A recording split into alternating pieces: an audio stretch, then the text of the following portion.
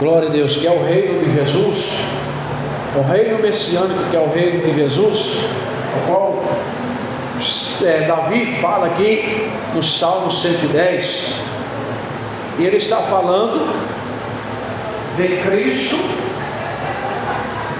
vivendo no meio dos seus inimigos, como aconteceu no tempo em que ele esteve na terra, inimigos para toda parte, o perseguindo, querendo destruir, querendo matá-lo, querendo colocar a mão dele, como teve algumas vezes ele pregando, e eles apanharam até pedras para apedrejar Jesus. Jesus saiu e passou no meio deles.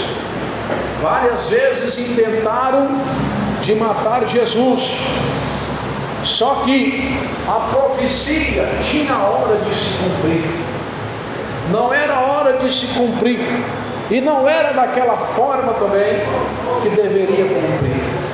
Então ele esteve no meio dos seus inimigos, reinando no meio dos seus inimigos. Mas aqui a palavra nos revela que ele era um rei eterno, um sacerdote eterno, segundo a ordem de Melquisedeque.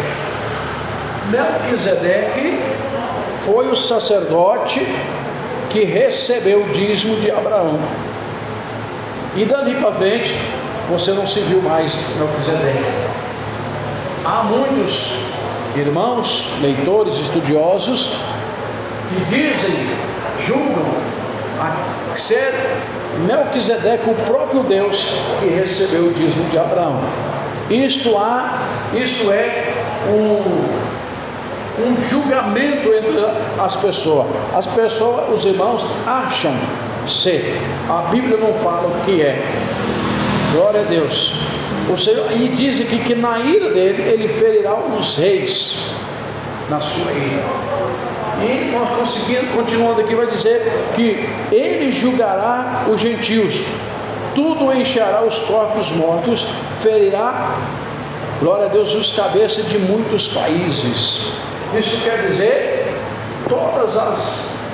aqueles países, aqueles reis que se levantarem contra ele, aqui já falando ali para o lado de Israel, todos os países que se levantarem contra Israel, contra aquele povo que são, sim, o povo de Deus,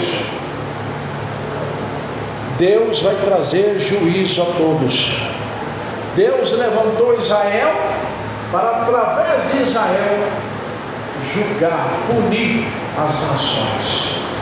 Se você for ler a Bíblia Sagrada, lá do Velho Testamento, você vai ver que sempre houve macumbaria, feitiçaria, pessoas queimando seus filhos no fogo, com oferenda a Satanás, pessoas passando no meio do fogo, pessoas fazendo sacrifício a Satanás, como Emelote, Deus, que ele sacrificava Homolote, sacrificava crianças para esse Deus. Um pecado horrendo contra o Senhor. Glória a Deus. Adoração de imagens de esculturas nos montes, sacrifícios. São deuses que não ouvem, são deuses que não vê, são deuses que não fazem nada, porque não tem vida. Mas quem recebe o sacrifício? Satanás. É o mesmo que hoje anda fazendo por aí, fazendo oferendas a Satanás para manter o candidato tal no poder, fazendo oferendas a Satanás para ser rico, fazendo oferendas a Satanás para matar Ciclano, Beltrano, para destruir a vida do casal, para destruir, glória a Deus, a vida financeira, para fechar a empresa, para destruir o país, e assim por diante. São oferendas que são feitas a Satanás. Existe hoje, e existe, se você for olhar dentro da Bíblia, desde lá do livro de Gênesis, O pai de Abraão mesmo era um homem idólatra, que servia e adorava as imagens de esculturas. Mas Abraão já foi escolhido por Deus, e Abraão não concordava com aquilo. Deus se revelou, se manifestou pessoalmente a Abraão. Abraão teve o conhecimento de Deus, deixou a sua família, deixou pais, deixou parentes, deixou irmãos, para poder ir para uma terra estranha, que não conheciam, para servir a Deus.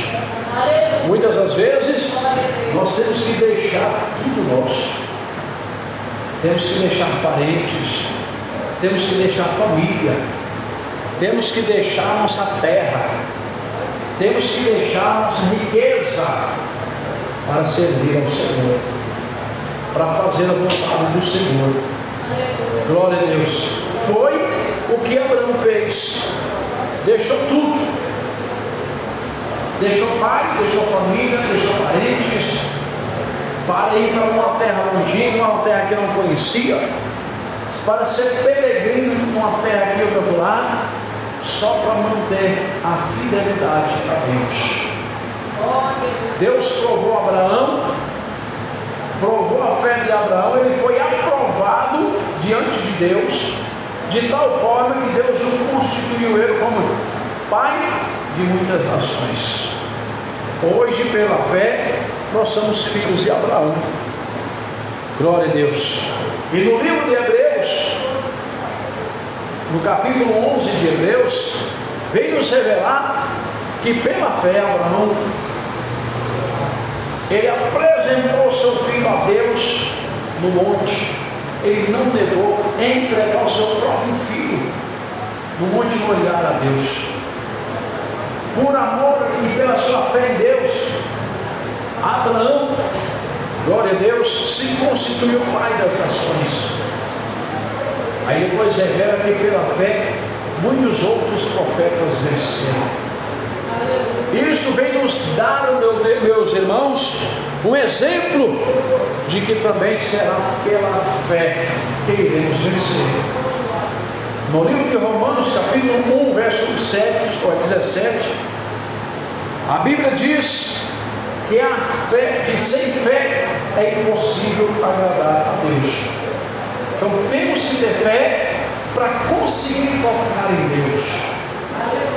Olhando na caminhada de Jesus, no ministério de Jesus aqui na terra, indo para a mulher do fluxo de sangue, a Bíblia revela que aquela mulher, ela estava desenganada pela medicina, e ela não podia se chegar junto a outras pessoas, porque pela lei a pessoa que sofria fluxo de sangue naquela época seria uma pessoa imunda, e ela não poderia então se aglomerar com outras pessoas para que as outras pessoas não fossem afetadas pela imundícia que ela tinha. Então ela era uma pessoa obviamente afastada da família, separada, morando sozinha, porque ela não podia se envolver com as pessoas, não podia estar no meio da família, para que não fosse ninguém contaminado. Mas ela ouviu falar que Jesus estava por ali, e ela propôs no seu coração: eu vou lá, irei tocar nele e serei curado desse mal. Ela propôs de ir lá, só que quando ela chegou lá, para ela chegar em Jesus, teve um grande obstáculo, um grande impedimento. Eram cerca de 5.000 pessoas para mais em volta de Jesus. Então, para ela chegar até Jesus, não seria fácil. Ela estava correndo risco, porque alguém que estava ali poderia olhar ela e conhecer, e saber que ela era a mulher do fluxo de sangue, que ela não poderia estar ali, e ali os fariseus, como sempre, poderiam pegar ela, levar ela para fora do arraial, matar o apedrejado. Mas a fé dela foi tão grande, digamos assim, que fez com que nem os próprios fariseus e ninguém o conhecesse ela. E ela entrou pelo meio da multidão, empurra um aqui, empurra por lá, pede licença aqui, vai aqui, vai por lá, outro empurra de um lado, outro empurra do outro lado, rompendo aquela multidão de mais de 5.000 pessoas, até chegar em Jesus. Quando chegou em Jesus, ela ainda não conseguiu chegar pela frente. Ela chegou, a Bíblia diz, por trás, e tocou na orla das vestes do Mestre. Quando ela tocou na orla das vestes do Mestre, a Bíblia diz que saiu o poder das vestes de Cristo, para que ela fosse curada. E na mesma hora, aquele fluxo de sangue estancou tudo, e ela foi curada imediatamente. Jesus sabia que tudo ia acontecer, e sentiu quando a virtude saiu do seu corpo para que ela fosse curada. Glória a Deus. Eu quero mostrar para os irmãos que foi a fé daquela mulher que fez com que ela não olhasse para as dificuldades, não olhasse para o risco que ela corria, e propôs que ia até Jesus, tocar em Jesus, e ela fez assim e recebeu a bênção dela, o milagre dela, a cura dela. Nós estamos na presença do Senhor todos os cultos aqui. Não resolve nada, meu irmão, a minha irmã, vir para a igreja e não colocar a sua fé em prática, porque é somente pela fé que alcançamos bênçãos de Deus. Você pode dar aqui o seu carro novo, em troca de uma bênção de Deus, de um milagre, de uma cura, de uma libertação. O seu carro novo não vai fazer com que você receba a sua cura, a sua libertação. Você pode dar aqui a sua casa toda mobiliada para a igreja, dizendo, estou dando para Deus, em troca do milagre, da cura. Você não vai receber nada. Você pode dar aqui o maior valor que você der conta financeiramente, em troca da bênção, da cura. Você não vai receber nada, porque bênção de Deus não é vendida. A cura na igreja feita por Deus não é vendida. A casa de Deus não é espírita, não é espiritismo. É o espiritismo que você paga um certo valor para poder receber, entre aspas, a bênção, porque ela também não tem nada. A bênção de Deus é gratuita pela fé. Hebreus 11, primeiro, sem fé é impossível agradar a Deus. Se não tiver fé, irmão, é em vão você está na casa de Deus. Outra coisa, nós temos que vir para a casa de Deus não em busca de bênção, não em busca de milagre, não por conta de um pregador que vai estar lá, é muito usado na mão de Deus, e eu vou lá para ser revelado. Eu vou lá para Deus falar comigo. Deus fala com você através de uma criança que estiver aqui na frente pregando. Deus fala. Não é o pregador que vai te abençoar. Quem vai te abençoar, quem vai te dar bênção é Deus. Você tem que vir para a igreja com o propósito de servir e adorar a Deus. A igreja é o lugar de orar a Deus. A igreja é o lugar de adorar a Deus, de servir a Deus. A igreja não é lugar de nós estarmos aqui reunidos entre os irmãos para conversar, para dialogar, para tratar assunto. A igreja não é um lugar de nós reunir os irmãos aqui para comer. Paulo diz que quem tiver fome, come em casa. A igreja não é um lugar de nós, meus irmãos, reunir com os irmãos aqui para poder festejar, dançar. Glória a Deus. Aqui é o lugar de adorar a Deus. E adorar a Deus não é louvar. Tem muitas pessoas que vêm para aqui na frente e dizem para os irmãos: levanta, irmãos, levanta a sua mão e vamos adorar a Deus. Isso não é adoração, irmão. A Bíblia revela claramente que adorar a Deus é se dobrar diante de Deus e sem curvar a sua cabeça aos pés de Jesus. Isso é adorar. Dobrar o joelho diante do Senhor e curvar a cabeça você está adorando a Deus. Mas isso aqui, canta comigo, vamos adorar a Deus. Esta noite feliz, nós estamos louvando. Quem louva, né? Porque tem uns que só canta. Cantar é diferente de louvar. Quem louva, canta para o Senhor. Quem canta só por cantar, canta para se apresentar, para mostrar que a sua voz é bonita, para mostrar que sabe cantar, para mostrar que está bem trajado ou trajado.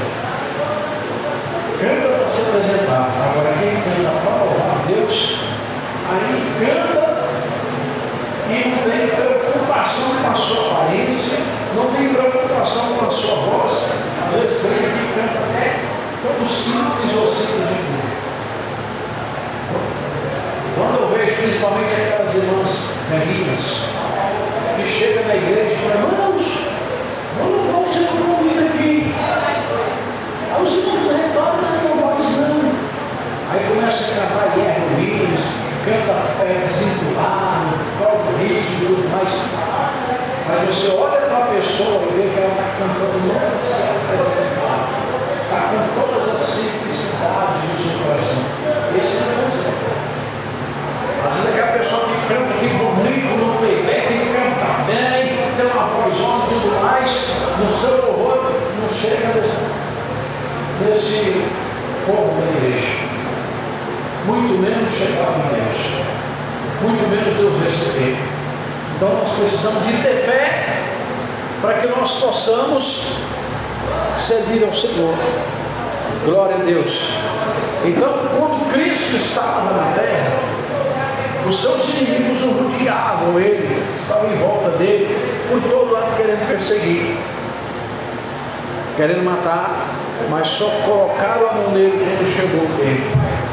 Agora ele ressuscitou, voltou ao Pai, mas prometeu que virá. E ele há de vir um dia, depois desse dia, ele vai vir buscar a igreja. Depois ele vai vir outra vez para julgar as nações.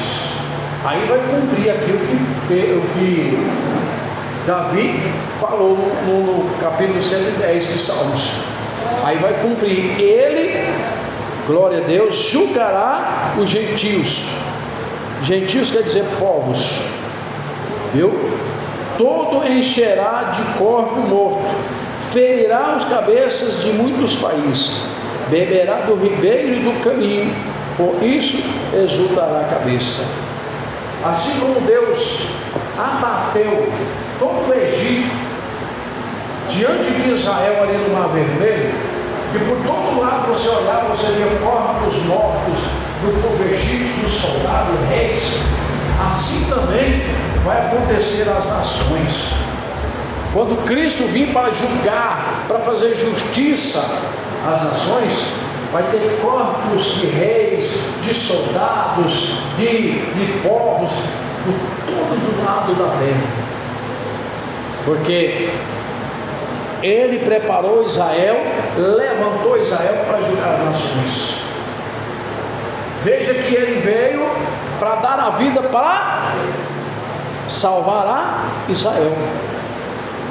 Mas lá no Velho Testamento, se você for ver, quando Deus tirou o povo do Egito, existiam os estrangeiros que não eram hebreus, que queriam estar no meio do povo hebreu, que são os judeus. E os judeus não queriam aceitar porque eles não eram judeus ou hebreus, que é a mesma coisa. E eles queriam estar ali porque os judeus eram abençoados e eles também acabavam sendo abençoados. Então, como eles estavam sendo abençoados, eles não queriam sair do meio dos judeus. E ficou aquela demanda. Se você for ver lá no Deuteronômio, Levítico, você vai ver isso. Aí Deus vai, Moisés orando a Deus, Deus vai falar com Moisés: Moisés, fala para o meu povo não desprezar os estrangeiros no meio deles, mas aceitar. Eles têm que aceitar. Glória a Deus. E fala também para os estrangeiros: da mesma maneira que o meu povo tem que obedecer a minha palavra, vocês, para permanecer no meio deles, também têm que obedecer. Aleluias, amém? Então ali já era um projeto de Deus da salvação chegar até nós. Glória a Deus. Quando Cristo morreu, ressuscitou, aliás, antes dele morrer, quando ele estava na terra, os judeus o rejeitou, não aceitou ele como filho de Deus, porque eles achavam que Jesus, por ser filho de Deus, como ele dizia, se ele é, mas eles não acreditaram, ele deveria nascer num berço de ouro, porque Deus é o dono do ouro e da prata. Então ele viu Jesus que nasceu de uma família pobre, simples, humilde, era carpinteiro, você não vê nenhum rico carpinteiro. Ele falou, esse aí não é o Messias que nós esperamos, esse aí não. O Messias que nós esperamos tem que ser rico, pois se ele vai, filho de Deus, Deus é o dono do ouro da prata, tem que vir rico. Não aceitou.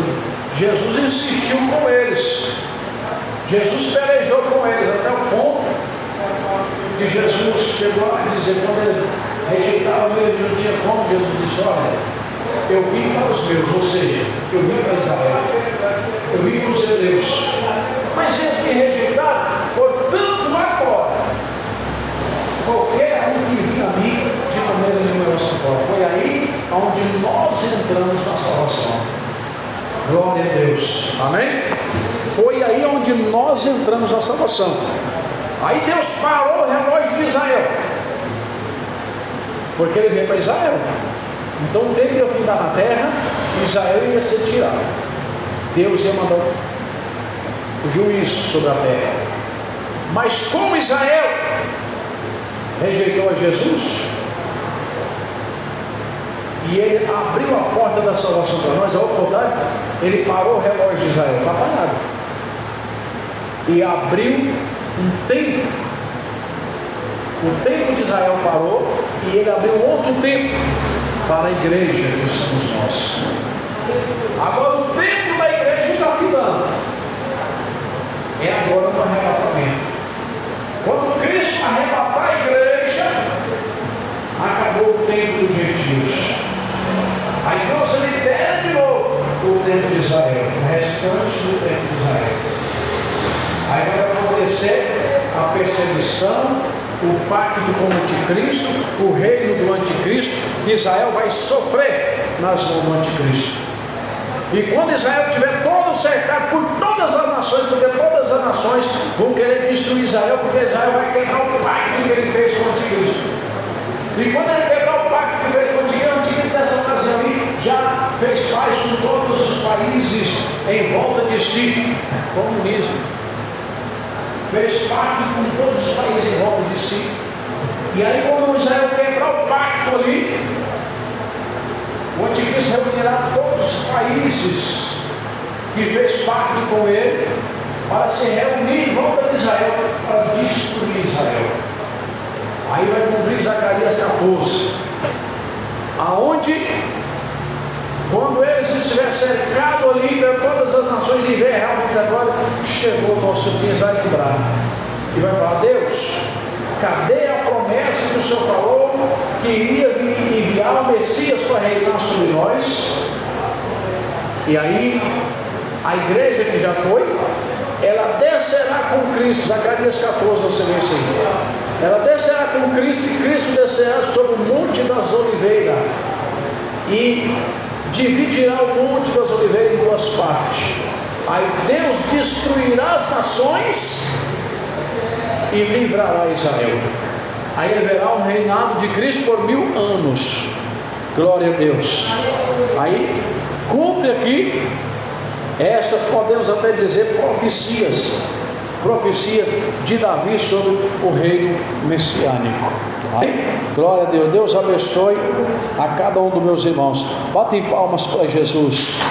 Glória a Deus, aleluia.